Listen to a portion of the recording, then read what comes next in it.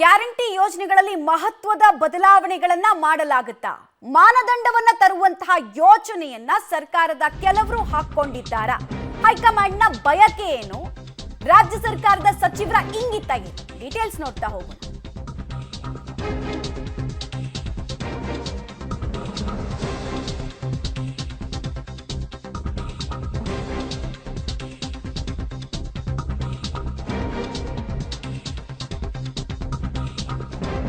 Guarantee ಅನುಷ್ಠಾನದಲ್ಲಿ ಒಂದಷ್ಟು ಮಾರ್ಪಾಡಿಗೆ ಸರ್ಕಾರ ಗಂಭೀರ ಮಟ್ಟದಲ್ಲಿ ಚಿಂತನೆ ನಡೆಸ್ತಾ ಇದೆ ಅನ್ನುವಂತಹ ಮಾಹಿತಿ ಲಭ್ಯ ಆಗ್ತಾ ಇದೆ.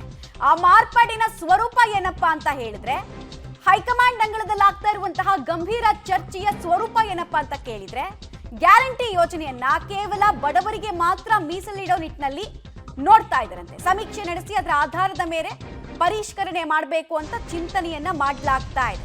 ಬಡವರಿಗೆ ಮಾತ್ರ ಗ್ಯಾರಂಟಿ ಯೋಜನೆಗಳ ಲಾಭ ಸಿಗಬೇಕು ಅನ್ನೋದು ಯೋಚನೆ. ಶ್ರೀಮಂತರಿಗೆ ಗ್ಯಾರಂಟಿ ಯೋಜನೆ ಯಾಕೆ?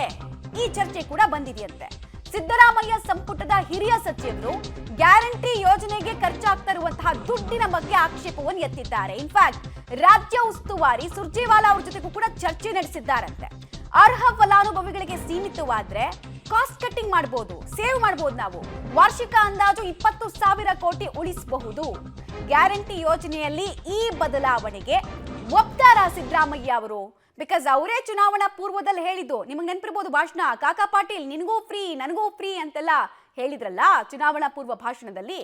ಈಗ ಆ ಹೇಳಿದ ಬಾಯಲ್ಲಿ ಮತ್ತೊಂದ್ಸಲ ಬದಲಾವಣೆ ಅಂತ ಹೇಳೋದಕ್ಕೆ ಸಾಧ್ಯನಾ?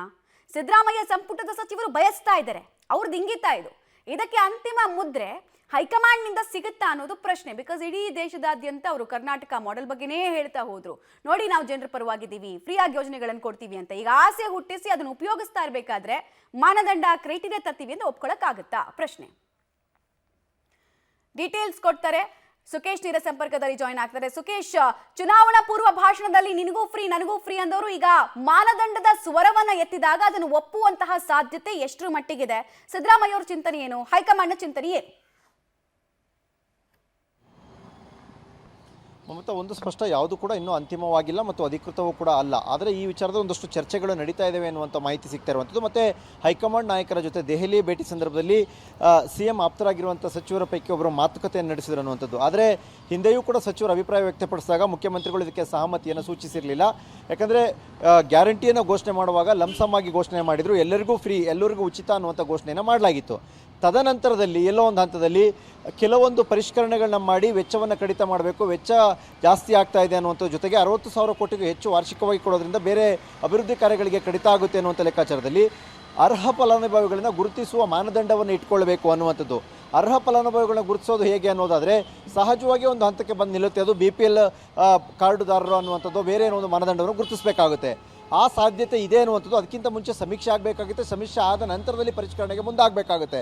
ಆದರೆ ಗ್ಯಾರಂಟಿಯನ್ನು ಸಮೀಕ್ಷೆ ಮಾಡಬೇಕು ಅನ್ನುವಂಥ ಒತ್ತಡ ಇರೋದ್ರಿಂದ ಆ ಸಮೀಕ್ಷೆಗೆ ಒಪ್ಪಿದರೆ ಮುಂದಿನ ಹಂತವಾಗಿ ಏನಾದರೂ ವೆಚ್ಚ ಕಡಿತದ ಭಾಗವಾಗಿ ಪರಿಷ್ಕರಣೆಯನ್ನು ಮಾಡ್ತಾರಾ ಅನ್ನುವಂಥದ್ದು ಪ್ರಶ್ನೆ. ಸದ್ಯಕ್ಕೆ ಇದು ಪ್ರಾರಂಭಿಕ ಹಂತದಲ್ಲಿ ಇದ್ದಂತೆ ಕಾಣಿಸ್ತಾ ಇದೆ. ಆದರೆ ಇದ್ರ ಬಗ್ಗೆ ಒಂದಷ್ಟು ಚರ್ಚೆಗಳಂತೂ ನಡೆದಿದೆ ಅನ್ನುವಂಥ ಮಾಹಿತಿ ಕೂಡ ಸಿಗ್ತಾ ಇದೆ. ಮಮತಾ. ಓಕೆ ಸುಕೇಶ್, ಹಾಗೆ ಸಂಪರ್ಕದಲ್ಲಿರಿ.